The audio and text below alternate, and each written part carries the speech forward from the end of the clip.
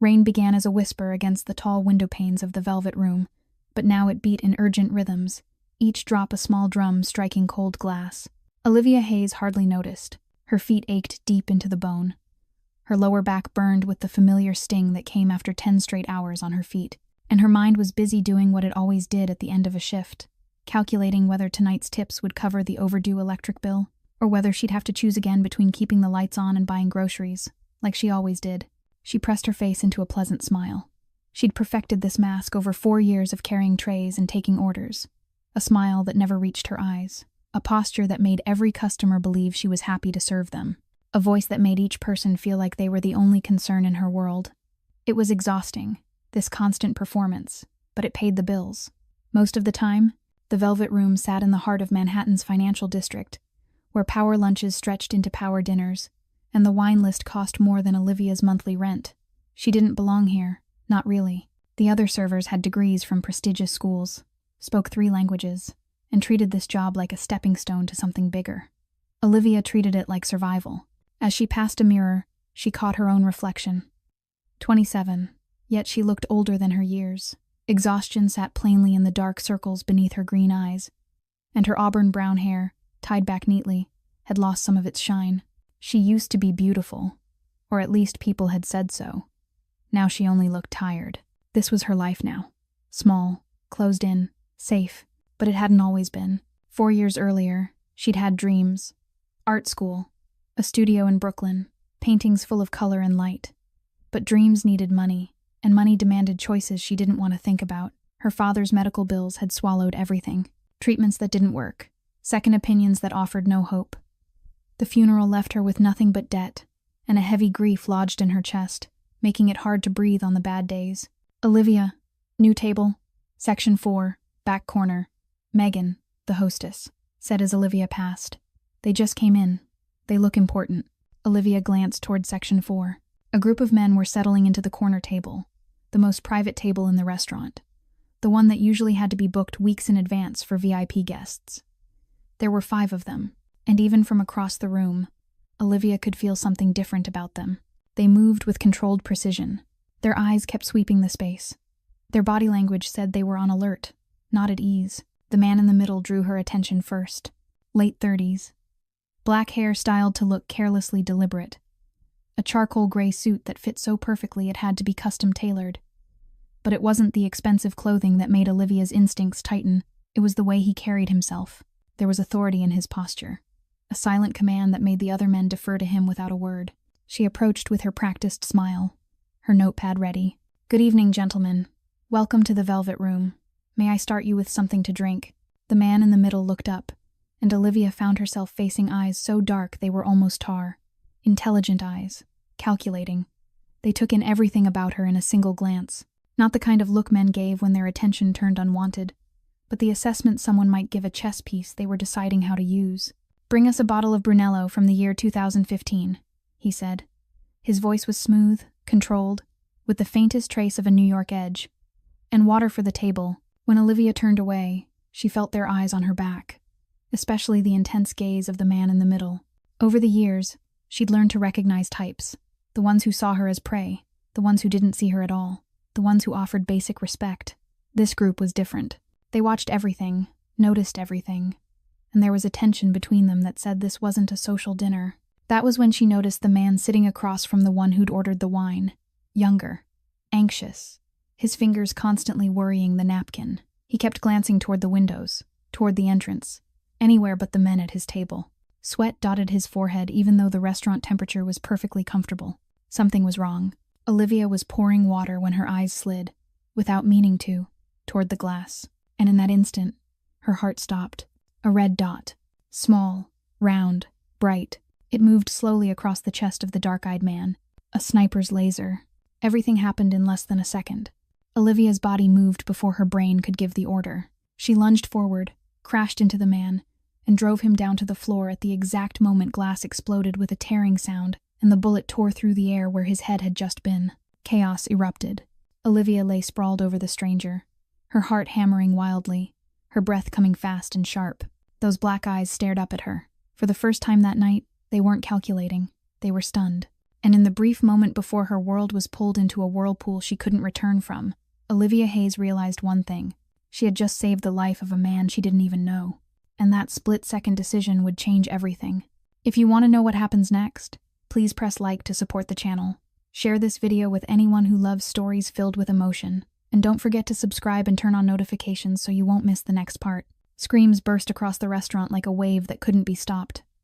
Customers surged toward the entrance, chairs and tables tipping and crashing, crystal glasses shattering across the marble floor. Olivia was still sprawled on top of the stranger, her body locked in shock, unable to move even an inch. She heard metal clink against metal, heavy footsteps, and then a rough, hoarse voice directly above her. "Boss, are you all right?" It was the silver-haired man with the scar along his jaw. He'd drawn a gun from somewhere, his tall frame planted like a fortress, cold, sharp eyes sweeping the restaurant's violent chaos. Olivia realized he was shielding the man beneath her, protecting him with his life if he had to. "I'm fine, Victor." The dark-eyed man's voice sounded right by Olivia's ear, low and terrifyingly calm, as if a sniper aiming at his head had been nothing more than a minor inconvenience. She felt his chest rising and falling steadily beneath her. No tremor of panic, no trace of fear. She wondered what kind of person could stay that composed after escaping death by a breath. "Can you get up?" Olivia jolted as she realized she was still on top of him. Heat rushed to her face with embarrassment as she rolled off in a hurry, forcing herself upright on shaking legs. The dark-eyed man stood with smooth ease, brushing dust from his expensive suit, as though he'd merely stumbled, not narrowly avoided an assassination. Olivia looked around. The restaurant was almost empty now. Only overturned tables remained, food scattered, and shards of glass glittering on the floor. The huge window behind them held a perfect round hole where the bullet had punched through. Olivia shivered, thinking how easily that hole could have been in the forehead of the man standing in front of her. "Victor, check the building across the street. The sniper's probably pulled back, but confirm it anyway." The dark-eyed man issued the order, his voice never raised, yet carrying a kind of authority that demanded immediate obedience, and have the car brought to the rear entrance. "Yes, boss." Victor nodded, his eyes still scanning the room without pause. "And her?" The dark-eyed man turned to Olivia.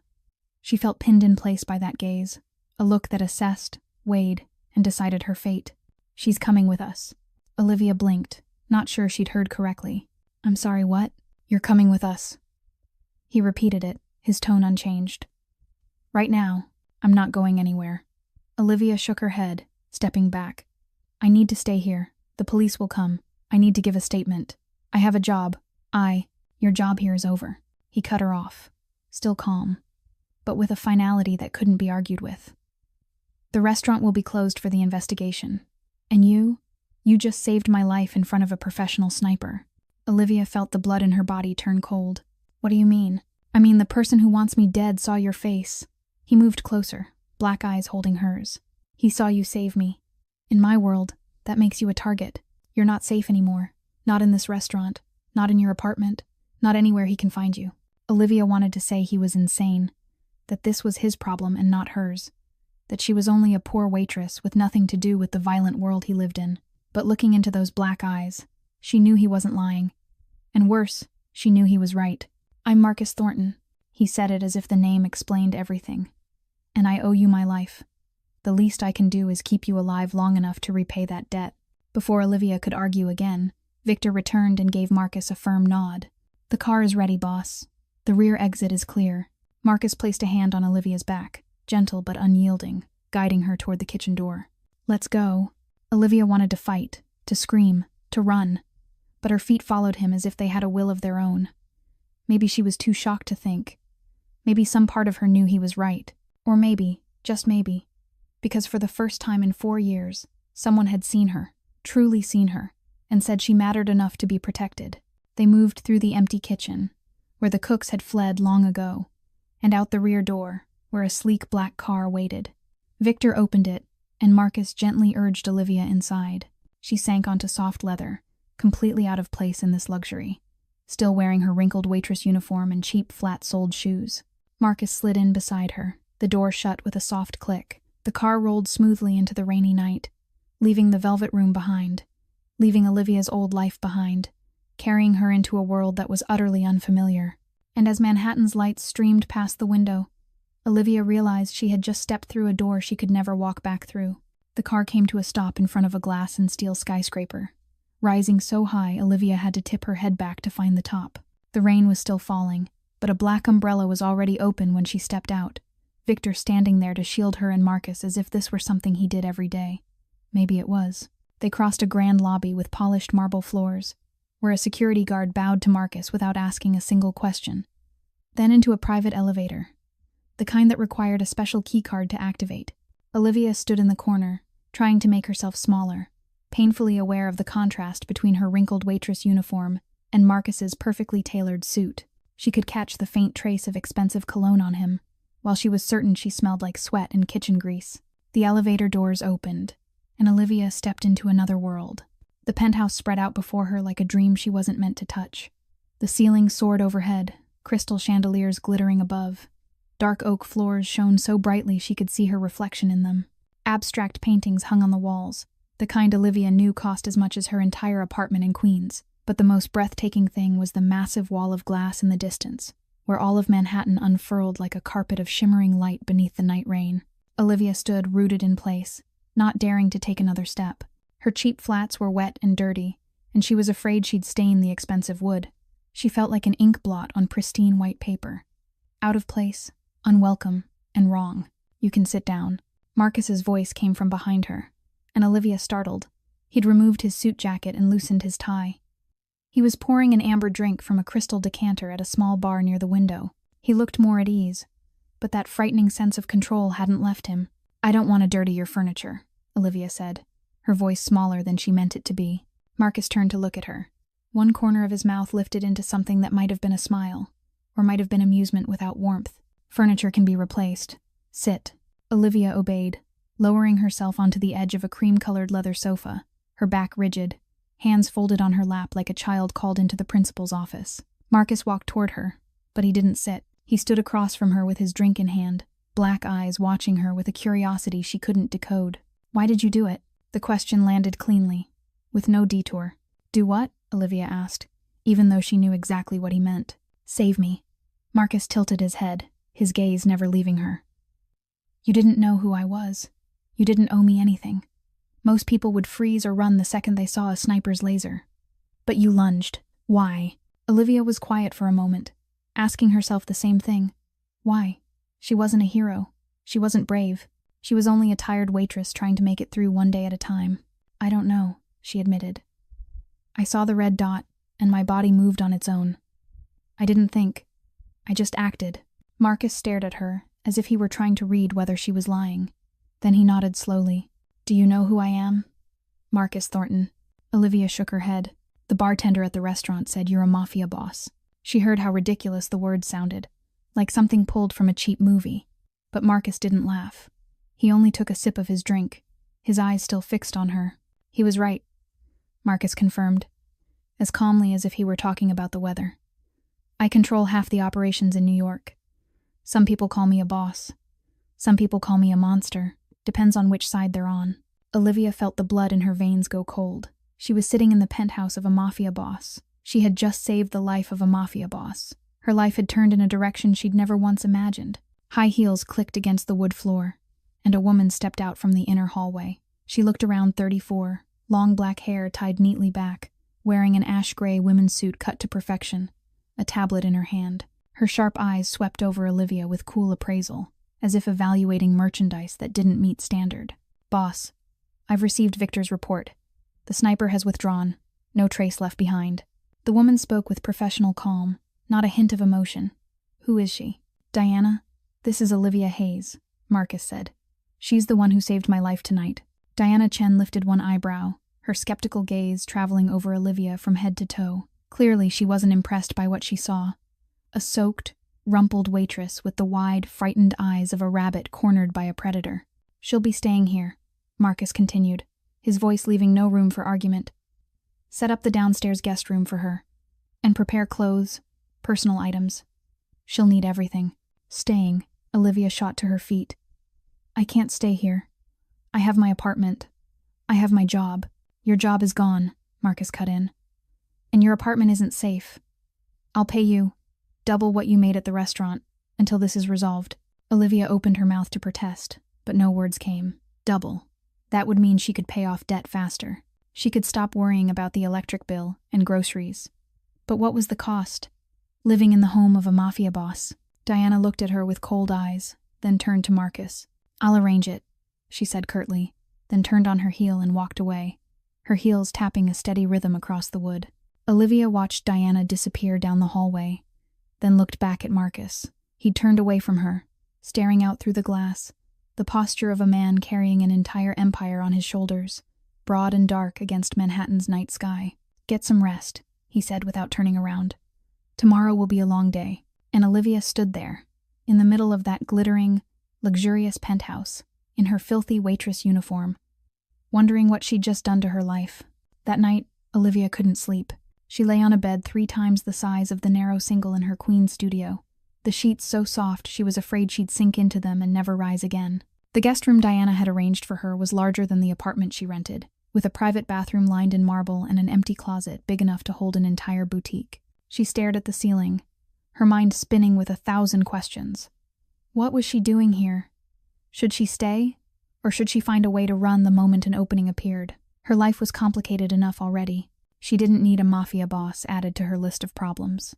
The next morning, Olivia woke with swollen eyes from the lack of sleep and a new resolve. She would thank Marcus Thornton for worrying about her safety, but she would refuse to stay. She had a life of her own, no matter how miserable it was. She didn't need anyone's charity. She found her way to the main living room, where Marcus sat reading the newspaper at the long dining table, a steaming cup of coffee in front of him. He'd changed into a fresh suit, still perfect, as if he'd stepped out of a fashion magazine, with no sign at all of a man who had almost been assassinated the night before. "I need to talk to you," Olivia began, forcing her voice to hold steady. Marcus lowered the paper, dark eyes fixed on her in quiet expectation. "Thank you for being concerned about me, but I can't stay here. I have a job. I have bills to pay. I have my own life." "The Velvet Room has been closed indefinitely for the investigation," Marcus cut in, his tone calm. "You don't have a job to go back to." Olivia went still, as if someone had punched her in the stomach. "And your apartment in Queens," Marcus continued, his eyes never leaving her. "Victor had it checked. There are signs someone's been watching the place. If you go back now, you'll be dead within 24 hours. Olivia wanted to sit down, but there was no chair close enough. Her knees felt weak, as if the floor were tilting under her. "I don't understand," she whispered. "Why would they want to kill me? I'm just a waitress. I don't know anything about your world." "Because you intervened." Marcus stood, walking toward her. "Because you saved my life in front of them. In the eyes of my enemies, that makes you my ally. And my allies are their enemies." Olivia closed her eyes, trying to steady her breathing as it turned quick and shallow. She thought of her tiny studio, the place she'd lived for 4 years, the cracked wall, the rusted faucet, the neighbor's noise at midnight. She thought of the stack of unpaid bills on the table, of the $80,000 of debt from her father's medical costs she was still trying to pay down month by month. She thought of the loneliness, the long, sleepless nights, the feeling of being invisible in a city of millions. What did she have left to lose? The answer came with a clarity that hurt. Nothing. She had nothing. No family, no close friends, no future. Only the slow grind of daily existence, waiting for something that never came. And now, for the first time in 4 years, someone stood in front of her and said she mattered, that she needed protecting, that her life had value, even if that someone was a mafia boss. "All right," Olivia heard her own voice say, as if it came from far away. "I'll stay." Marcus nodded, showing no surprise, as if he'd known she would agree. "Diana will arrange everything you need," he said, then turned back to the dining table and resumed reading the newspaper, as if the conversation had been nothing more than a minor business transaction. As if summoned, Diana appeared from the hallway, tablet in hand, cold eyes sweeping Olivia from head to toe. "Follow me," she said sharply. She didn't wait for an answer before turning and walking away. Olivia hurried after her, trying to keep pace with Diana's long strides. They moved down a long corridor lined with expensive paintings, then descended a spiral staircase to the lower level of the penthouse. "This is your room." Diana stopped at a door and pushed it open. "Clothes will be delivered today. Personal items are already in the bathroom. Meals will be served at 7 in the morning, 12 at noon, and 7 in the evening. Don't wander around the penthouse. Don't ask unnecessary questions. And don't bother the boss unless you're called." Olivia nodded, feeling like a child being scolded. Diana looked at her a moment longer, the skepticism in her eyes undisguised. "I don't know who you are or what you want," she said, her voice cold as ice. "But I'm watching you. If you do anything that harms the boss, I'll make sure you regret it." Then she turned away, leaving Olivia alone at the doorway, wondering whether she'd just stepped into a refuge or a prison. The first week in the penthouse passed like a strange dream Olivia couldn't wake from. She learned to move through the luxury like a ghost, trying not to disturb anyone, not to touch anything, not to take up too much space. But no matter how much she tried to shrink herself, her eyes kept watching, and what she saw slowly began to sketch a portrait of Marcus Thornton's world, a picture far more complicated than anything she'd imagined. Every day, dozens of people came and went through the penthouse. Men in expensive suits, faces tight with strain, black leather briefcases clamped under their arms. Private meetings unfolded inside Marcus's office, the thick oak door shut tight, only muffled, low voices bleeding through without clear words. Victor always stood guard outside like a stone statue, his cold, sharp eyes sweeping over anyone who came near. Diana moved constantly with her tablet in hand, arranging schedules, answering calls, handling hundreds of tasks Olivia couldn't even guess at. One night, Olivia caught fragments of a conversation by accident when she went to get water in the kitchen. Marcus's voice was low and cold, speaking about the east side, about shipping routes, about numbers Olivia didn't understand but knew, with certainty, weren't legal. She realized he wasn't just an ordinary boss. Marcus Thornton controlled nearly half of New York's underworld, from gambling to loans, from protection rackets to deals she didn't dare name. He was a king in a dark kingdom, where law didn't exist, and power was measured in blood. And yet the strange thing was, the more Olivia watched, the more she saw other sides of Marcus, sides that didn't match the image of a cold mafia boss she'd built in her mind. On the third night, she saw him sitting alone in the living room, reading a thick book. She stole a glance at the cover as she passed. Plato's Republic, a mafia boss reading ancient Greek philosophy. It made no sense in her head. On the fifth day, Diana took a phone call, and Olivia accidentally heard her mention transferring a donation to an orphanage in Brooklyn. The amount made Olivia nearly drop the glass in her hand. It was enough to keep the place running for an entire year, and it clearly wasn't the first time. On the sixth day, she witnessed a tense meeting end with Marcus throwing a man out of the penthouse. Before the elevator doors closed, she heard Marcus raise his voice, cold as ice. "I don't care how much he owes. You don't touch people's families, especially not children. That's the rule. Break it again, and you won't have the chance to break it a third time." A mafia boss with principles, a killer funding an orphanage, a criminal reading philosophy about justice and morality. Marcus Thornton was a living contradiction, and Olivia didn't know what to do with him in her mind. On the seventh night, she couldn't sleep and stepped out onto the balcony to breathe the night air. She didn't expect Marcus to be there too, leaning against the railing, looking down at the city as if he were thinking about something far away. "Can't sleep either?" he asked without turning. "I'm sorry. I didn't know someone was out here." Olivia started to turn back. "Stay. The balcony's big enough for two." Olivia hesitated, then stepped closer, stopping a few paces away. She looked down as well, at Manhattan, glittering with light. "What do you think of this place?" Marcus asked suddenly. "Beautiful," Olivia answered, "but cold. Like a painting people can only look at, not live inside." Marcus was silent for a moment, then let out a quiet laugh. It was the first time Olivia had heard him laugh, and it sounded warmer than she would have expected. "You're right," he admitted. "I grew up in Brooklyn, in an apartment smaller than this place's bathroom. My mother worked 3 jobs at once to raise me. My father left before I even knew what he looked like." Olivia turned to him, startled by the sudden honesty. "My mother died when I was 16, Marcus went on, his voice dropping lower. "She worked herself into the ground. A stroke right there in the factory. They called it a workplace accident and paid me a few $1,000s, like a life could be measured in money." "I'm sorry," Olivia whispered, not knowing what else to say. "Don't be sorry. You didn't do anything wrong." Marcus turned toward her, his black eyes deep in the dark. "After my mother died, I lived on the street. An old boss found me, took me in, taught me everything I know. He wasn't a good man, but he gave me a chance. A chance to become something instead of nothing." Olivia stayed quiet, absorbing what she'd just heard. She looked at Marcus with new eyes. Not only the cold mafia boss, but the orphaned boy on the streets of Brooklyn too. Hungry and alone. Not so different from her. "Maybe we're not that different," she said, her voice light as breath. Marcus watched her, his gaze holding something Olivia couldn't read. "Maybe not," he said. And in that moment, on the balcony of that lavish penthouse overlooking a city that never slept, two people from two different worlds saw each other for the first time. Truly saw each other. Not as a boss and a waitress, but as two lost souls trying to find their way home. After that night on the balcony, something between Olivia and Marcus began to shift, quietly, almost imperceptibly, not in any grand or obvious way, in small things. In the way Marcus began to nod to her each morning instead of looking past her. In the way he sometimes paused to ask if she needed anything. In the way those black eyes stopped studying her with cold evaluation and started holding something closer to curiosity. And then the late-night conversations became a habit neither of them named, but both of them came to expect. Every night, around 11 o'clock, when the penthouse settled into silence and the meetings were over, Olivia would step onto the balcony with a cup of hot tea, and Marcus would already be there. Or he would appear a few minutes later, as if he'd been waiting for the same thing. They talked about everything and nothing at all. About the city below, about the books Marcus was reading, about memories they both kept locked away. One night, Marcus asked her about her dream. What did you want to do before life happened? His voice was gentle in a way Olivia hadn't heard before. Olivia was quiet for a moment, staring down into the tea in her hands. No one had asked her that in a long time. She hadn't let herself think about it in a long time.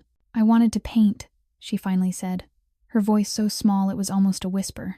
I used to study at an art school. I dreamed of having a little studio in Brooklyn, somewhere I could paint all day, making canvases full of color and light. I wanted to paint what I saw, what I felt, what I couldn't put into words. So why did you stop? Marcus asked, and Olivia told him. About her father, the man who'd raised her alone after her mother died in a car accident when Olivia was only 8. About how her father worked 2 shifts a day so she could chase an art dream. About the day her father was diagnosed with cancer, the very same day she received the acceptance letter from the art school she'd wanted more than anything. About the decision she made without hesitation, tearing the letter in half and taking a waitressing job to pay the hospital bills. About 2 years spent caring for her father in the hospital, watching him waste away day by day, holding his hand through long nights of pain. About the morning he took his last breath, leaving her with $80,000 in debt and a heart shattered beyond repair. Marcus listened. He didn't interrupt. He didn't offer advice. He didn't try to comfort her with empty phrases. He simply listened, black eyes fixed on her with complete attention, as if what she was saying was the most important thing in the world. And Olivia realized it was the first time in 4 years anyone had truly listened to her. Not because they had to. Not because it was polite, but because they genuinely wanted to know. After that night, a package appeared outside Olivia's door. Inside was a professional set of painting supplies, the kind she'd only dared to dream of as a student. Real sable brushes, high-end oil paints, linen canvases imported from Italy. There was no note, no explanation. But Olivia knew exactly where it had come from. She began to paint. At first it was only shaky, uncertain strokes, her hand having forgotten the feeling of a brush after 4 years of carrying trays and plates. But slowly the memory of technique returned, and she started painting what she saw each night from the balcony. Manhattan in darkness. A million lights like stars fallen to earth. A week later, Marcus walked into the living room and stopped, as if he'd been nailed to the floor. Olivia was sitting on the rug, clothes smeared with color, hair twisted up in a messy knot, lost in the last details of the painting. She was so focused she didn't notice him until his low voice broke the silence. Beautiful. Olivia startled and turned. Marcus stood behind her, black eyes locked on the canvas. It wasn't a casual compliment. It was truth, spoken with a kind of wonder he hadn't managed to hide. You still have it, Marcus said softly. It didn't disappear. It was just waiting for you to come back. And that was when Olivia began to cry. Not from sadness, but from being seen. Crying because after 4 years of telling herself the dream was dead, someone was looking at her painting and saying it was beautiful. Crying because for the first time since her father died, she was letting herself feel something other than exhaustion and despair. Marcus didn't speak. He only stood there in silence, giving her space to cry. And when Olivia finally looked up, eyes red, cheeks soaked, he handed her a white silk handkerchief, then quietly walked away. The next day, Diana came to Olivia's room, but this time her demeanor was different. No longer cold and suspicious, but cautious respect. I saw your painting, Diana said, her voice still professional but softer. The boss asked to have it framed and hung in his office. Olivia stared, speechless. I've worked for him for 8 years, Diana continued, looking Olivia straight in the eyes.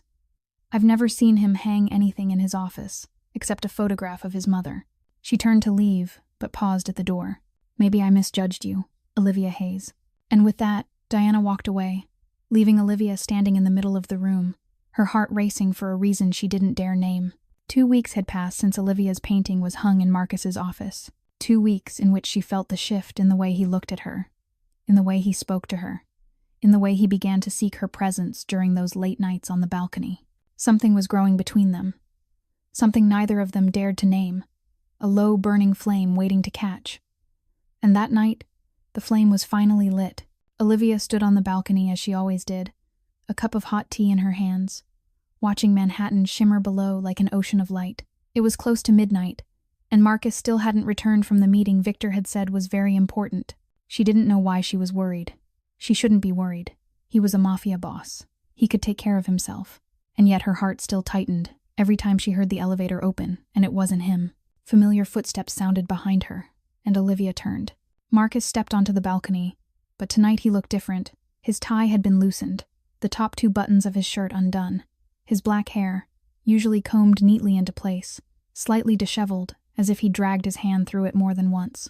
And his eyes, those black eyes that were usually cold and controlled, were burning now with something Olivia couldn't quite read. "Did the meeting go well?" she asked softly. Marcus didn't answer right away. He moved to stand beside her, both hands braced on the railing, looking down at the city with a weariness he rarely allowed to show. "I almost lost a deal worth millions tonight," he said at last, his voice low and taut, "because I couldn't focus. Because my mind kept going somewhere else, to someone else." Olivia felt her heart miss a beat. "I built this empire over 20 years, Marcus continued, turning to look at her, from a street kid with nothing in his hands.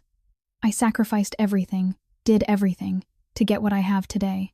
I never let anything, or anyone, distract me. That's a survival rule in my world." He stepped closer, and Olivia realized she was holding her breath. "But then you showed up," Marcus said, his voice dropping into something close to a whisper. "A waitress who threw herself in front of a bullet, without even knowing who I was. A woman who looked at me and didn't see a boss or a monster, but a person. And now I'm standing here, risking everything I've built. Because of you." Olivia wanted to say something, to ask him what those words meant, to run, because she was afraid of what she was feeling. But she didn't have time. Marcus lifted his hand, warm fingers touching her cheek. So gentle it was, as if he feared she'd disappear if he pressed any harder. "I should let you go," he whispered, black eyes sinking into hers. "It would be the right thing, the safe thing for you. But I don't want to. And for the first time in my life, I don't know what to do." "Marcus," Olivia began, but her voice caught. "Tell me I should stop," he said, his face only inches from hers. "Tell me this is a mistake. Tell me you don't feel this." But Olivia couldn't say any of those things, because it would have been a lie, and she was too tired of lying, of hiding, of pretending she didn't feel what she was feeling. "I don't want you to stop," she whispered. That was all Marcus needed to hear. He kissed her, soft at first, his mouth brushing hers like a question, waiting for permission. And when Olivia answered, when she rose onto her toes and slipped her arms around his neck, the kiss deepened, turned hungry, urgent, as if they were both trying to make up for all the years of loneliness they'd endured. Olivia felt as if she were waking after a long sleep. For 4 years, she'd only existed, not lived. For 4 years, she'd frozen her heart, refusing to allow herself to feel anything beyond exhaustion and despair. But now, in Marcus Thornton's arms, on a balcony overlooking a glittering Manhattan, she felt blood moving in her veins, felt her heart beating in her chest, felt herself alive. For the first time in years, Olivia Hayes felt like she was truly living. When they finally pulled apart, Marcus rested his forehead against hers, both of them breathing hard in the cold night air. "This won't be easy," he said, his voice rough. "My world is dangerous. There will be people who don't want you with me. There will be times you regret this." "I know," Olivia said, one hand lifting to his cheek. "But I don't want safe. I want to live, and you make me feel alive." Marcus closed his eyes, and when he opened them again, something had changed in those black eyes. The coldness was gone, replaced by a softness Olivia had never seen. "Then stay with me," he said. "Not as a guest, but as someone who belongs here, who belongs to me." Olivia nodded, and Marcus kissed her again. That night, beneath Manhattan's lights and a sky full of stars, what was between them officially began. Not a boss and a waitress, but Marcus and Olivia, two lost souls who had found each other in the middle of a world gone wild. A week after their first kiss, Olivia began to settle into the new rhythm of life in the penthouse. She no longer felt like an intruder. She felt like a part of this place, even though there was still so much she didn't understand about Marcus's world. During the day she painted while he handled business. At night they shared balcony conversations and sweet kisses beneath Manhattan's lights. Everything felt perfect. Until that afternoon, Olivia was on her way from her room to the small library at the end of the hall, where she'd discovered an extraordinary collection of art books Marcus had told her she was free to use. She passed a small room near the stairs. The door was slightly open, and a voice drifting out made her stop short. It was Nathan Cole, the man she'd seen sweating in the restaurant on that first night. The man she knew was one of Marcus's close associates. "He'll be at the warehouse on Saturday," Nathan said into the phone, his voice lowered as if he feared being overheard. "Only Victor and 2 others will be with him. This is the best chance. If you place men there ahead of time." Olivia stood frozen, her heart thundering in her chest. She held her breath, trying to catch more. "I know what I promised," Nathan went on, his voice tight with strain. "Lorenzo, you need to be patient. I've worked for Thornton for 10 years. He trusts me. If I move too fast, everything falls apart. But this Saturday, I guarantee you'll have the chance to finish him." Olivia took one step back, and the wood floor gave a soft creak. Inside the room, Nathan went silent. She didn't wait another second. She turned and moved away as quickly as she could without making noise, her heart beating like it wanted to break free of her ribs. When she reached her room, Olivia shut the door and leaned against it, fighting to control her breathing as it turned shallow and fast. Her mind spun around what she'd just heard. Nathan Cole, a man who'd worked with Marcus for 10 years, was betraying him, selling information to someone named Lorenzo, planning to have Marcus killed this Saturday. She had to tell Marcus. That was the first thought that rose in her mind. But then doubt seeped in. Who was she to accuse a man who'd been with Marcus for a decade? She was only a waitress who'd arrived a few weeks ago. Someone who didn't understand this world. What if she was wrong? What if she'd misheard? What if Marcus didn't believe her and thought she was trying to cause division inside his organization? But if she was right and she said nothing, Marcus would die. The image of those black eyes watching her each night, the rare smile he gave only to her, the memory of his mouth on hers, all of it rose in Olivia's mind. She couldn't lose him. She couldn't let him walk into a trap without knowing. She made her decision.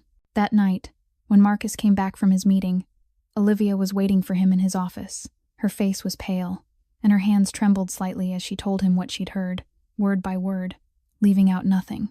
Marcus listened in silence, his face unreadable. When Olivia finished, he stood motionless for a long moment, black eyes fixed on nothing, as if he were processing the information she'd just given him. "Nathan has worked for me for 10 years, he said at last, his voice low and steady in a way that was almost frightening. "He's one of the few people I trust." Olivia felt her heart sink. He didn't believe her. "I know it's hard to accept," she said, her voice shaking. "But I heard what I heard. He said the name Lorenzo. He talked about the warehouse on Saturday. He said this was the chance to finish you." Marcus closed his eyes and drew in a deep breath. When he opened them again, something had changed in his gaze, a cold, hard edge Olivia had never seen when he looked at her. "Lorenzo Castellano." He said the name as if tasting something bitter. "He's my biggest rival. We've fought over territory for years. If Nathan is truly working for him..." He didn't finish the sentence, but Olivia understood. If Nathan was a traitor, it meant every piece of information about Marcus's operations over the last 10 years could have been leaking. It meant the attempted assassination in the restaurant might have been arranged by someone on the inside. "I won't act on suspicion," Marcus said, his calm returning. "I need proof. Victor will watch Nathan, and I'll set a trap." He looked at Olivia, and his eyes softened just a little. "Thank you for telling me," he said, sincere. "I know that wasn't easy, but if you're right, you just saved my life for the second time." Olivia only nodded, not knowing what to say. She hoped she was right, and she also hoped she was wrong, because if she was right, it meant Marcus had been betrayed by one of the people he trusted most, and she knew that pain would cut deeper than anything. 3 days later, Victor returned with proof that couldn't be denied. Images of Nathan meeting Lorenzo's men at a coffee shop in Brooklyn, a recording of a phone call Victor had secretly captured, documents showing money transfers from an offshore account into Nathan's hidden account. The truth was clear. Nathan Cole, the man who'd worked with Marcus for 10 years, was the traitor. And the attempted assassination at the Velvet Room that night, the one Olivia had stopped, had been arranged by him as well. Marcus stood in his office, staring at the evidence spread across the desk, his face carved from stone. And in that moment, Olivia saw what few people ever saw. A small fracture in the steel shell Marcus kept around himself, the pain of betrayal from someone he'd once considered a brother. On Friday night, one day before Nathan's plan was meant to unfold, Marcus called an emergency meeting in his office. Nathan walked in wearing a normal face, not realizing his fate had already been decided. Olivia stood in the corner at Marcus's request. She didn't understand why he wanted her there, but she could feel the heavy air pressing down on the room like a storm cloud about to break. Victor stood, planted in front of the door, cold, sharp eyes never leaving Nathan for even a second. Diana stood beside the desk, tablet in hand, filled with proof of betrayal. And Marcus sat behind the desk, black eyes on Nathan with a calm that was almost frightening. "Boss, what's going on?" Nathan asked, still trying to sound casual. "A meeting like this, out of nowhere." Marcus didn't answer right away. He rose and walked slowly around the desk, then stopped directly in front of Nathan. 10 years, Marcus said, his voice low and even. "You worked with me for 10 years. I took you from a street kid and made you someone with a voice in this organization. I trusted you with information I didn't trust to anyone else. I treated you like family." Nathan swallowed. His face began to drain of color. "And you sold me to Lorenzo Castellano." The words dropped like a hammer. Nathan looked struck by lightning. He stumbled back a step, panic flashing in his eyes as he searched for an escape. But Victor shifted and blocked the exit completely. "Boss, I can explain," Nathan started, his voice trembling. "Explain." Marcus cut him off, ice in his tone. "Explain meeting Lorenzo's men once a week for the last 2 years. Explain the $500,000 in your Swiss account. Explain feeding them my schedule so they could put a sniper on me in that restaurant."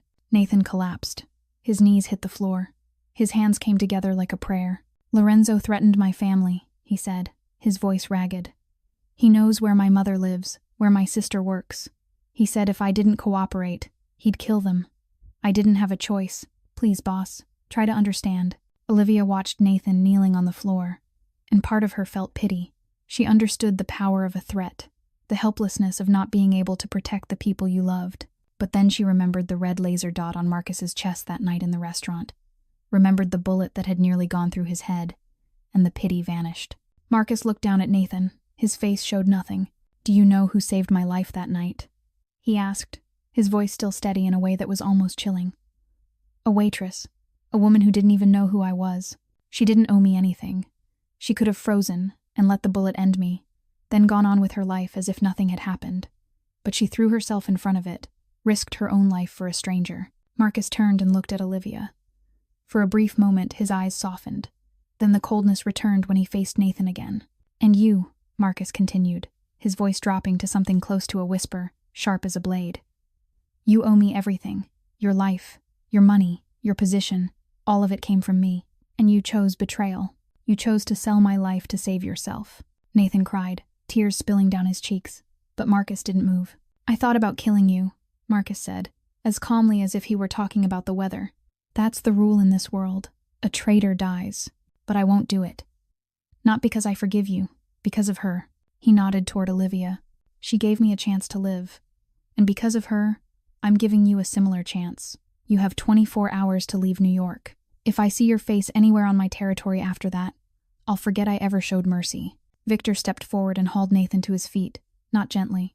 "Your mother and sister will be protected," Marcus added as Nathan was dragged toward the door. "I'll make sure Lorenzo can't touch them. That's the last thing I'll do for you, for the 10 years we once had." Nathan was shoved out, and the door closed behind him. The room fell into silence. Diana left to handle what remained, and only Marcus and Olivia stayed behind. He stood with his back to her, his shoulders slightly slumped, as if the weight of betrayal had finally landed. Olivia stepped closer and placed her hand on his back. Marcus turned, and she saw the deep exhaustion in those black eyes. The exhaustion of a man who'd lost faith in someone he'd once called family. "Are you all right?" she asked softly. Marcus didn't answer with words. He pulled her into his arms, holding her tight, as if she were the only lifeline in the ocean. Olivia felt his heart pounding beneath his shirt, felt the warmth of him, and she held him back, letting him know she was here, that she wasn't going anywhere. "Thank you," Marcus whispered into her hair. "Thank you for trusting me enough to tell the truth. Thank you for saving me." Again. Olivia lifted her head. looking into those black eyes. "I'll always choose you," she said. "No matter how crazy this world is." Marcus kissed her forehead, gentle and full of reverence.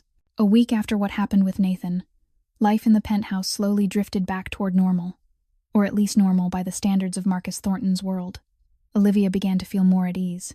She painted every day, shared dinners with Marcus when he wasn't buried in meetings, and little by little she forgot that outside this luxurious penthouse, the real world still existed, with all its complications, until that afternoon, when she decided to go out for the first time in weeks. Marcus had agreed to let her shop for a few personal items, on the condition that someone escort her, but Olivia persuaded him she was only going to a store a few blocks away, and that she needed a little space of her own. In the end, Marcus gave in, even though his black eyes were full of worry as he watched her step into the elevator. Olivia breathed in New York's fresh air, the cold wind on her face making her feel more alive than she had in a long time. She'd forgotten this sensation. The feeling of blending into the stream of people on the street, of being part of the city instead of only watching it from above. She smiled to herself and walked toward the store, unaware that someone was watching her from across the street. She had just stepped out of the store with a small shopping bag in her hand when two men in dark suits moved in and blocked her path. Olivia took a step back, the instincts she'd sharpened living around Marcus flaring to life immediately. "Olivia Hayes." The older man spoke first. He looked about 45, salt and pepper hair, a stern face. "I'm Special Agent Thomas Wright, FBI. This is my colleague, Special Agent Sarah Mitchell." The woman beside him nodded. She looked about 38, brown hair pulled back, sharp eyes taking Olivia in from head to toe. "We need to talk to you," Agent Wright continued. About Marcus Thornton, Olivia felt the blood in her veins turn cold, but she forced her face to stay calm. "I don't know anyone named Marcus Thornton." Agent Mitchell smiled, but the smile didn't reach her eyes. "Miss Hayes, we know you've been living in Thornton's penthouse for almost 2 months. We know you saved his life during the assassination attempt at the Velvet Room, and we know you're in a romantic relationship with him." Olivia swallowed, not knowing what to say. "Thornton is a dangerous criminal," Agent Wright went on, his voice grave. "He controls half the criminal activity in New York: smuggling, gambling, extortion, and possibly murder. Do you understand what kind of man you're living with?" "He's not what you think," Olivia said, her voice trembling slightly. "You're protecting a mafia boss," Agent Mitchell said, disappointment in her tone. "Do you understand that makes you an accomplice? You could be charged with obstruction of justice." Olivia felt her mind tilt. She'd never thought about the legal side of living with Marcus. She'd only thought of him as a man, not as a criminal being hunted by the FBI. "But we're not here to threaten you," Agent Wright said, his tone softening. "We're here to offer you a deal." He pulled an envelope from his jacket and held it out to Olivia. "We know about the $80,000 of debt you're carrying. Your father's medical costs, correct? We can erase it, all of it. We can also provide you with a new identity, a new life anywhere you want, a fresh start, clean, with no past chasing you." Olivia stared at the envelope as if it were a poisonous snake. "In exchange, you only need to testify against Thornton," Agent Mitchell said. "You've lived in his home for almost 2 months. You've certainly seen or heard something that could help us bring him to justice. If you cooperate, your life will change completely." Olivia stood still, her thoughts in knots. $80,000. The debt that had crushed her for 4 years, forced her into 10-hour shifts, kept her from her dream. They were offering to wipe it away and hand her a new life. All she had to do was betray Marcus. "I need to think," she finally said, her voice thin. Agent Wright nodded and handed her a business card. "Call us when you decide. But don't wait too long, Miss Hayes. This offer won't last forever." The agents turned and walked away, leaving Olivia alone on the sidewalk with the envelope and business card trembling in her hands. She returned to the penthouse like a ghost, barely remembering how she got there. Her mind churned with 1,000 tangled thoughts. Part of her wanted to take the FBI's offer, escape the debt, escape this dangerous life, start over.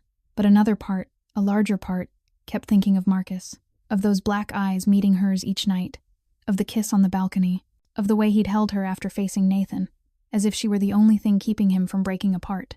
Could she betray him? Could she look into his eyes and lie? "The FBI approached you," Diana's voice came from behind Olivia, and Olivia spun around in shock. The woman stood in the doorway of the living room, sharp eyes on her, not judging, simply observing. "How do you know?" Olivia asked, her voice rough. "Because they approach everyone close to the boss," Diana said as she stepped into the room. "They've approached me. They've approached Victor. They've approached dozens of others over the years. That's how they operate. Diana stopped in front of Olivia, her gaze steady. The question is, what will you do? Olivia couldn't answer. She only stood there in the middle of that lavish penthouse, carrying $80,000 of debt and a heart being torn in two. Olivia didn't have time to answer Diana's question, because familiar footsteps sounded from the hallway.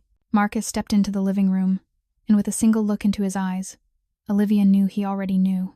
Those black eyes weren't warm the way they were on the balcony nights. They had returned to the cold distance she'd seen the very first time in the restaurant. Diana slipped away in silence, closing the door behind her, leaving the two of them alone in a space that suddenly felt too large, too tight, hard to breathe inside. "What did the FBI say to you?"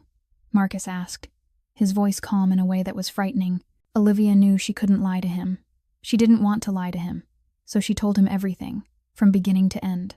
About Agents Wright and Mitchell stopping her on the street, about the accusations that Marcus was a dangerous criminal, about the offer to erase $80,000 of debt and give her a new identity, about what they wanted in return. Her testimony against him.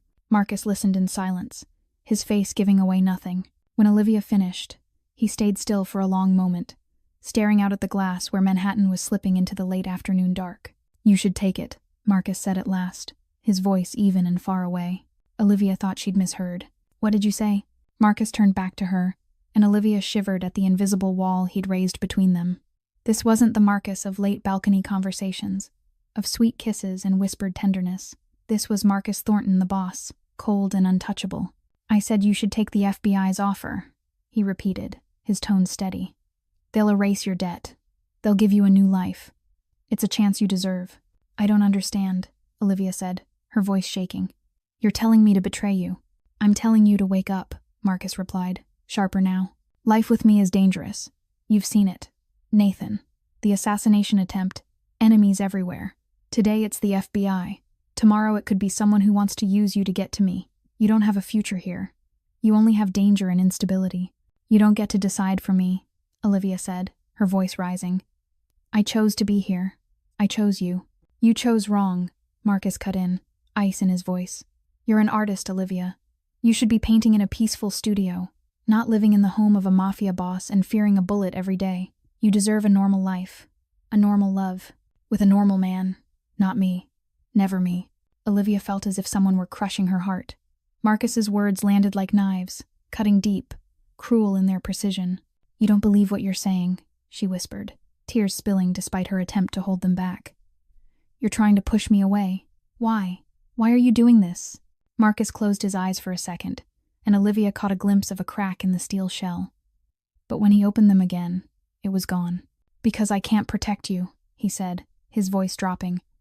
"Because every day you stay with me is another day you put your life in danger. Because if anything happens to you because of me, I'll never forgive myself. That's my decision, not yours." Olivia stepped forward, wanting to touch him, but Marcus stepped back. "Don't," he said, his voice almost pleading, but he kept the distance. "Don't make this harder." "Are you sending me away?" Olivia asked, her voice breaking. "After everything we've been through, are you sending me away?" Marcus turned his face aside, unable to look into her tear-filled eyes. "I'm giving you freedom," he said, his voice low and exhausted. "Freedom from this world. Freedom from danger. Freedom from me." Olivia stood there with tears streaming down her cheeks, staring at the back of the man she loved. She wanted to scream, to pound her fists against his chest, to force him to turn around and look at her, but she couldn't. She could only stand there, shattered and powerless. "Get some rest," Marcus said, his voice returning to cold control. "Tomorrow Diana will take you to meet the FBI if you decide to accept." Then he walked away without looking back, leaving Olivia alone in the vast living room with a broken heart. That night, Olivia didn't go out to the balcony. She curled into herself on the bed, clutching a pillow, and cried. Cried for the love she'd only just found and was already losing. Cried for the pain of being pushed away by the one person she wanted most. Cried for the unfairness of a life that always took the things she cherished at the exact moment she began to believe she deserved happiness. And upstairs, in the darkened office, Marcus stood by the window overlooking Manhattan, a glass of whiskey in his hand untouched. His black eyes were empty, but if someone looked closely, they would have seen a single tear slide down his cheek before he wiped it away quickly. Pushing her away was the right thing. Pushing her away would keep her safe. He He repeated it in his mind again and again. So why did it hurt this much? The next morning, Olivia woke with swollen eyes and a heart that felt weighted down with stone. She didn't know how long she'd slept, or whether she'd truly slept at all, or only drifted in that half-awake haze where the mind keeps circling the same words until they lose all meaning and still keep cutting. He wanted her gone. He was giving her freedom. But why did freedom feel so much like being abandoned? She still hadn't decided what she should do. Part of her wanted to call the FBI, accept their offer, and step out of this insane life. But another part of her, the larger part, couldn't bear the thought of betraying Marcus, even after he'd pushed her away. She loved him, and love didn't vanish just because the other person said cruel things. At noon, Diana knocked on her door and told her she could go out for some air if she needed it. Marcus had left the penthouse early, and no one knew when he'd be back. Olivia realized this was her chance to think alone, without those black eyes on her, without his presence pulling her focus in every direction at once. She walked out of the building with no destination in mind. She only wanted to move, to empty her head through the simple rhythm of footsteps. New York was loud the way it always was, a river of people who didn't notice the small woman with reddened eyes drifting along the sidewalk. She made it about 2 blocks before a black van pulled up beside her. She didn't even have time to react. The door slid open. 2 large men jumped out. One clamped a cloth over her mouth, the sharp stink of chemicals hitting her like a fist. The other hauled her into the van. It happened in less than 10 seconds. Fast and practiced. So clean, no one on the street seemed to register what had just occurred. When Olivia came to, she found herself sitting on a wooden chair in a dark, filthy room. Her hands were tied tight behind her back with rough rope, her wrists burning where it rubbed. Her head felt like it was splitting, probably the after effect of whatever they'd used to knock her out. She looked around, trying to place where she was. It felt like an abandoned warehouse. Cracked brick walls, windows covered with nailed boards. The only light came from a weak ceiling bulb hanging above her, swaying slightly as if the building itself were breathing. Footsteps sounded, and a man stepped out of the darkness. He looked around 50, salt and pepper hair slicked back, wearing an expensive suit that seemed out of place in this ruin. His eyes were cold. The smile on his mouth carried triumph and cruelty. "You're awake," he said, his voice touched with a faint Italian lilt. "Good. I hate waiting." "Who are you?" Olivia asked, her voice rough with thirst. "Lorenzo Castellano," he introduced himself, bowing with a mocking flourish. "I believe you've heard my name. After all, you've been living with my enemy." Olivia felt her blood turn cold. Lorenzo Castellano, the man Nathan had sold information to, the man who wanted Marcus dead. "What do you want?" she asked, forcing her voice not to shake. Lorenzo laughed, the sound echoing through the empty warehouse. "Can't you guess? I want Marcus Thornton. And you, little girl, are the perfect bait." He stepped closer, bending down until he was staring straight into Olivia's eyes. "Thornton will come for you. I know he will. He can pretend to be cold. He can push you away. But a man like him never leaves the woman he loves in danger. And when he comes, when he walks into this trap to save you, that's when he dies." Olivia shook her head, trying to keep her tone steady while her heart slammed against her ribs. "He won't come," she said. "I'm not important to him. He already sent me away." Lorenzo looked at her with pity laced with mockery. "You don't understand men, little girl," he said, straightening. "Men push away the people they love the most when they're most afraid of losing them. Thornton pushed you away not because he doesn't care, but because he cares too much." He turned and walked toward the door, pausing at the threshold. "Rest. You'll need your strength for the performance to come." The door shut, leaving Olivia alone in the dark, with rope biting into her wrists and fear filling her chest. News of Olivia's kidnapping reached Marcus in less than an hour after she disappeared. Diana was the first to realize something was wrong when she tried to contact Olivia to ask about lunch and no one answered. The security cameras outside the building captured the moment a black van pulled up. 2 men dragged Olivia inside, and the vehicle vanished into New York traffic. When Marcus watched the footage, his face didn't show a single emotion, but his hand clenched so hard his knuckles turned white, and the glass in his hand shattered, shards slicing his skin without him noticing. 2 hours later, a message was delivered to the penthouse, an address for a warehouse on the outskirts of Brooklyn, along with a photo of Olivia tied to a chair, her face pale but her eyes still full of defiance, and a short line of text, "Come alone if you want her to live." Marcus called an emergency meeting in his office. Victor, Diana, and Marcus's most loyal men gathered, faces tight with tension, weapons already prepared. A map of the warehouse was spread across the desk. Entry points, exits, possible ambush positions, all marked with careful precision. "This is a trap," Victor said, his voice low and heavy with worry. "Lorenzo knows you'll come. He's waiting there with an army. You walk into that warehouse and you'll die." Marcus didn't answer. His black eyes stayed fixed on Olivia's photo. "Boss," Victor continued, stepping closer, "I understand she matters to you, but this is suicide. We can find another way. Negotiate. Trade. Anything but walking straight into the trap Lorenzo set." Marcus finally lifted his head and looked Victor in the eye.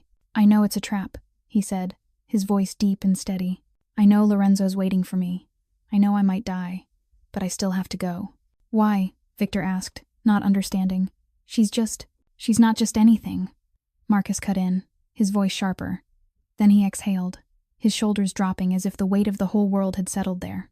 "Victor, for 20 years, I've built this empire. People look at me and they see a boss. They see power. They see something to fear. No one sees the man behind all of it. No one, until she showed up." He looked back at Olivia's photo, his eyes softening in a way that was rare. "She saw me. Not Marcus Thornton the boss, just me. An ordinary man with scars and fear and a hunger to be loved. For the first time in my life, someone looked at me like that, and I pushed her away because I was afraid she'd get hurt because of me." He turned back to Victor, his black eyes burning with resolve. "Now she's being held because of me, and I won't let her die, even if it means I have to die in her place." Victor was silent for a long moment, then nodded slowly. "Then we'll go with you," he said. "If this is the final fight, we'll fight beside you." An hour later, Marcus's convoy stopped about 500 meters from the warehouse. Night had already fallen, hiding them inside the dark. Marcus stepped out of the car, checked the gun in his hand, then looked at the men waiting for his order. "No one dies for nothing," he said, his voice hard. "The goal is to get her out and leave. Don't take a fight unless it's necessary. Understand?" A line of nods answered him. They approached the warehouse from multiple directions, moving in silence like ghosts. Marcus led the main team, Victor close at his side, sharp eyes scanning for danger. When they neared the front entrance, the first gunshot cracked through the quiet night. Chaos exploded. Bullets tore through the air from every direction, screams, shattering glass, metal striking metal. Marcus drove forward, dropping each enemy who blocked him, without hesitation. He moved with the deadly precision of a man forged in violence for 20 years, every shot finding its target. Then he felt it, a ripping pain across his left shoulder, burning hot like fire. He staggered but didn't fall, glanced down, and saw blood soaking into his shirt. A bullet had gone through his shoulder. Victor surged toward him, his face gone pale. "Boss, I'm fine," Marcus growled, pushing forward anyway. "Find her." They stormed into the warehouse, clearing room after room, taking down enemy after enemy, and finally, Marcus found her. Olivia sat there, her hands still tied, her face pale, but her eyes lit up when she saw him. Victor surged forward, creating a lethal perimeter to shield his injured boss. Despite the searing pain in his shoulder, Marcus pushed through the haze, his focus narrowed solely on the room where Olivia was held. Leaning on sheer adrenaline, Marcus guided Olivia toward the exit, while Victor provided suppressing fire, ensuring their escape into the New York night. Behind them, Lorenzo Castellano's empire was collapsing in a sea of fire. In the aftermath of the raid, Lorenzo Castellano was apprehended by federal agents while attempting to flee, his downfall accelerated by a trail of evidence Diana had carefully leaked to the authorities. They returned to the penthouse as dawn began to blush the Manhattan horizon. Marcus was taken straight to the bedroom, where a private doctor was already waiting to treat the wound. The bullet had gone through his shoulder and, by luck, missed bone and any major artery, but he'd still lost a fair amount of blood and needed rest. Olivia stayed beside the bed through it all, refusing to leave even though Diana asked more than once that she go shower and change. She was still wearing the filthy clothes from the warehouse, hair a mess, grime still on her face, and she didn't care. She only wanted to be near him, to make sure he was still alive, still breathing. When the doctor finally left and the room fell quiet, Marcus lay on the bed, shoulder carefully wrapped, his face pale from blood loss, but his black eyes were awake and fixed on her without blinking. Olivia sat on the edge of the mattress, hands on her thighs, not knowing what to say or do. Too much had happened in the last 24 hours. She felt like she'd lived through an entire lifetime. "You should get some rest," Marcus said, his voice rough and tired. Olivia shook her head. "I don't want to leave." Silence stretched between them, heavy with everything unsaid. Then Marcus exhaled, closed his eyes for a moment, and opened them again to look straight at her. "The FBI is still waiting," he said, steady, but with a tremor hiding underneath. "Their offer still stands. You can still go, Olivia, after everything that's happened. No one would blame you if you chose to leave this place. Leave me." Olivia felt her heart tighten. Even after he'd risked his life to save her, even after he'd been shot because of her, he was still giving her an exit, still trying to push her away, still believing she'd be happier without him. "Do you know what I thought when I was trapped in that warehouse?" Olivia asked, her voice trembling. "I thought you wouldn't come. I thought you pushed me away, and you'd let me die in there. Lorenzo said you'd come, but I didn't believe it. I thought I wasn't important enough." Marcus started to speak, but Olivia lifted a hand to stop him. "But then you showed up," she continued, tears sliding down her cheeks. "You walked into a trap you knew was a trap. You got shot because of me. You risked your life to save me. And I realized Lorenzo was right. You pushed me away not because you didn't care, but because you cared too much." Marcus closed his eyes, his jaw tightening as if he were fighting the feeling that wanted to break free. "You told me I should take the FBI's deal, that I should leave, that I should go find a normal life," Olivia said, her voice higher now, raw with emotion. "But do you know what my life was before I met you? I didn't have a life. I was only existing. Every day was the same. 10-hour shifts, back to an empty studio, counting pennies to pay off debt, sleeping, waking, repeating it all. I didn't have a dream anymore. I didn't have hope. I didn't have anything except exhaustion and despair." She took Marcus's hand and squeezed it tight. "And then you came into my life. And yes, your world is dangerous. Yes, life with you will never be normal. But for the first time in 4 years, I felt alive. You saw me when no one else saw me. You gave me brushes and asked me about my dream. You held me when I cried and you didn't judge me. You made me feel like I deserved to be loved, to be cared for, to exist." Olivia began to sob, no longer trying to hold anything back. "My old life isn't worth going back to, Marcus. There's nothing waiting for me there except debt and loneliness. But here, with you, I have everything. You're not keeping me trapped. You saved me. You saved me from the life I'd accepted as my fate." Marcus opened his eyes, and Olivia saw them shining, not with calculation or cold control, but with tears he was fighting not to spill. "Olivia," he whispered, his voice shaking in a way she'd never heard. "I don't want the FBI," Olivia said, her voice firm even as tears kept falling. "I don't want the debt erased. I don't want a new identity or a new life. I only want you, even if it means living with danger, even if it means never having a normal life. I don't care. I only want to be with you." Marcus sat up, ignoring the pain tearing through his shoulder, and pulled Olivia into his arms. He held her so tightly she could barely breathe, but she didn't fight it. She wrapped her arms around him, pressed her face into his chest, and felt his heart beating hard beneath the white bandage. "I love you," Marcus whispered into her hair, his voice breaking with feelings he'd held back for too long. "I don't know if I deserve your love. I don't know if I can give you the life you deserve, but I love you, and I don't want to lose you.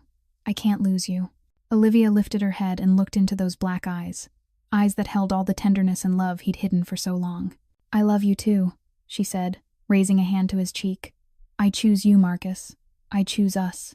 No matter how crazy this world is, no matter how uncertain the future is, I choose to face it all beside you." Marcus kissed her, gentle and reverent, as if she were the most precious thing he'd ever touched. And in the highest penthouse in Manhattan, as sunrise poured through the glass, two people from two different worlds finally found each other. 6 months had passed since that fateful night at the warehouse, and Olivia Hayes's life had changed in ways she never could have imagined.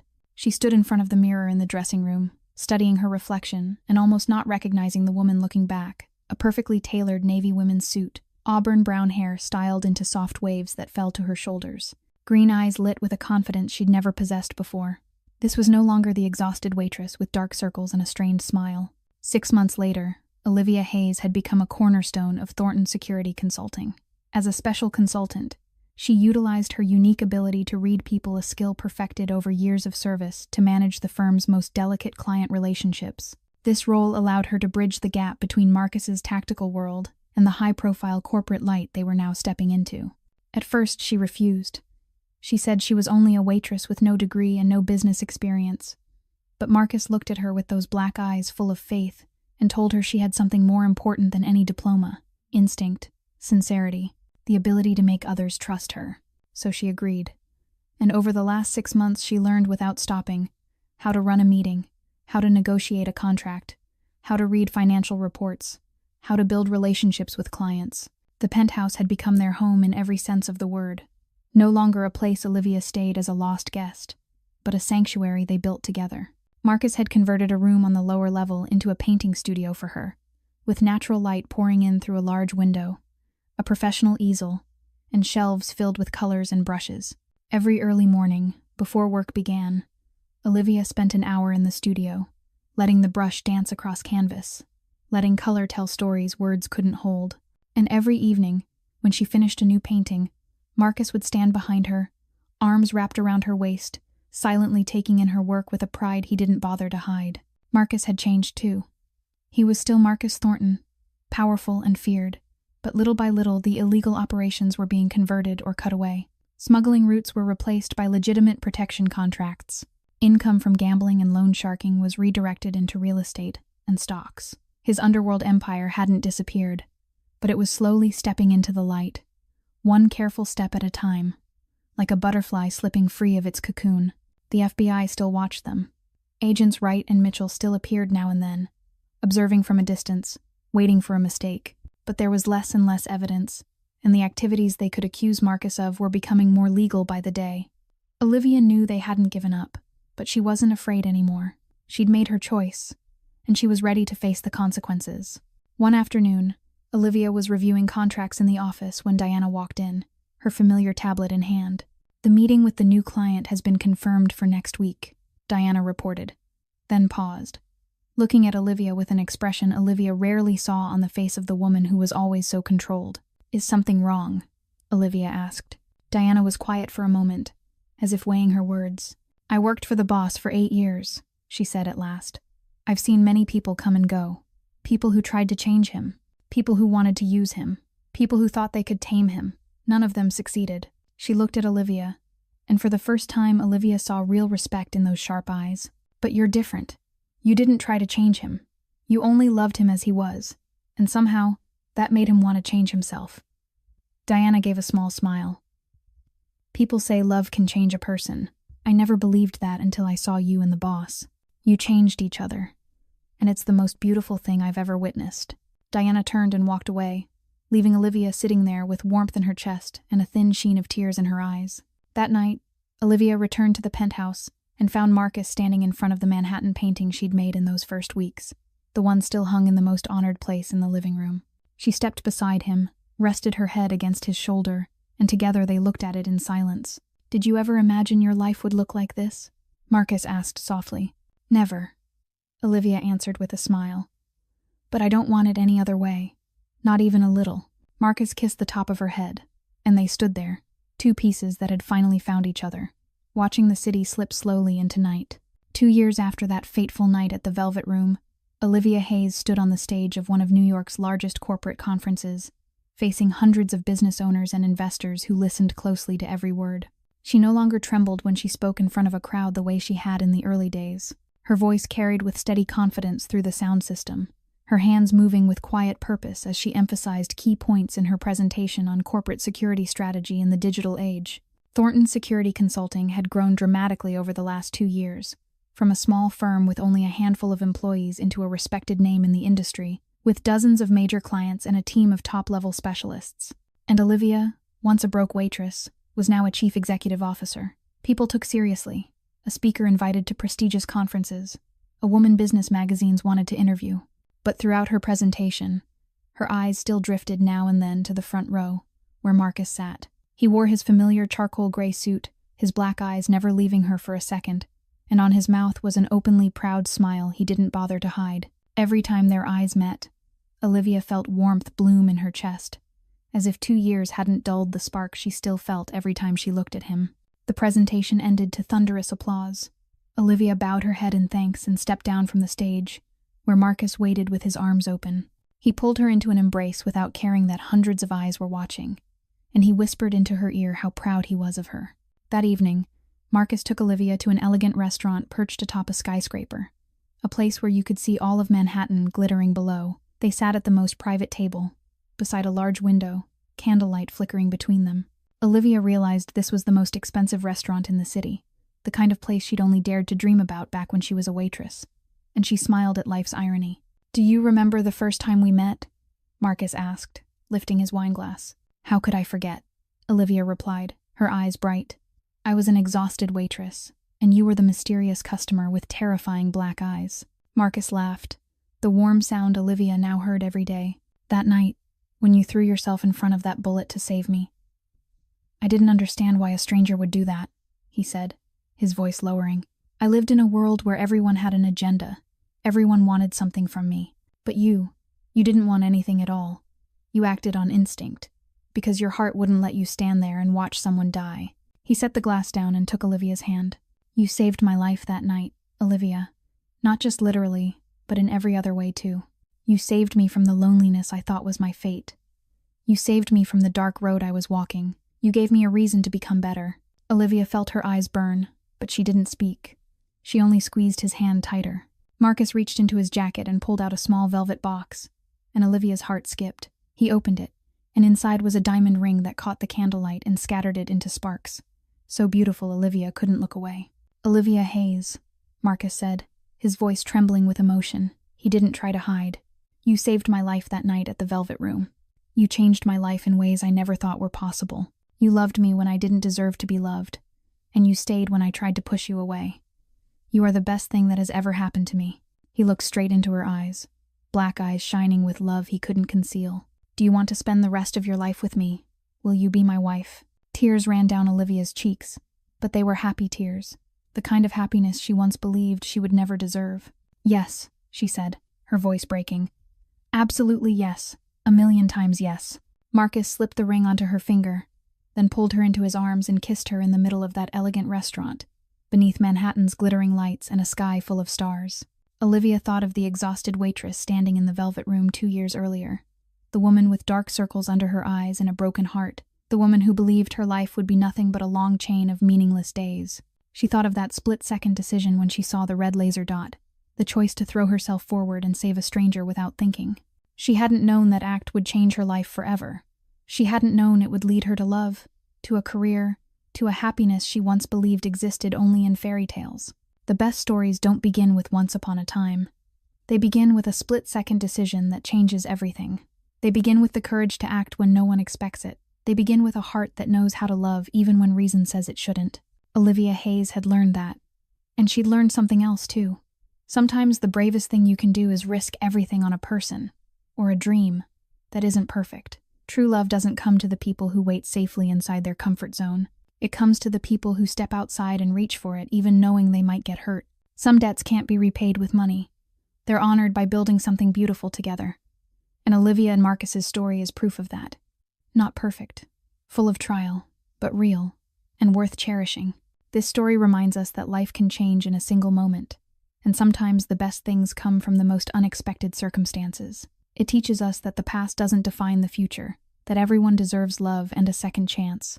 And most importantly, it reminds us that true love has the power to change a person, not by forcing them to become someone else, but by giving them a reason to want to become better on their own. If this story touched your heart, please hit the like button and share this video with the people you love. Don't forget to subscribe to the channel and turn on notifications so you won't miss the moving stories we bring you every day. How do you feel about Olivia and Marcus's story? In real life, do you believe a split-second decision can change an entire life? Have you ever met someone who made you feel like you were truly living instead of only existing? Share your feelings and your story in the comments below. We would love to hear what's deep in your heart. Thank you for taking the time to stay with this story all the way to the end. Wishing everyone watching this video strong health, a joyful life, and love in every day.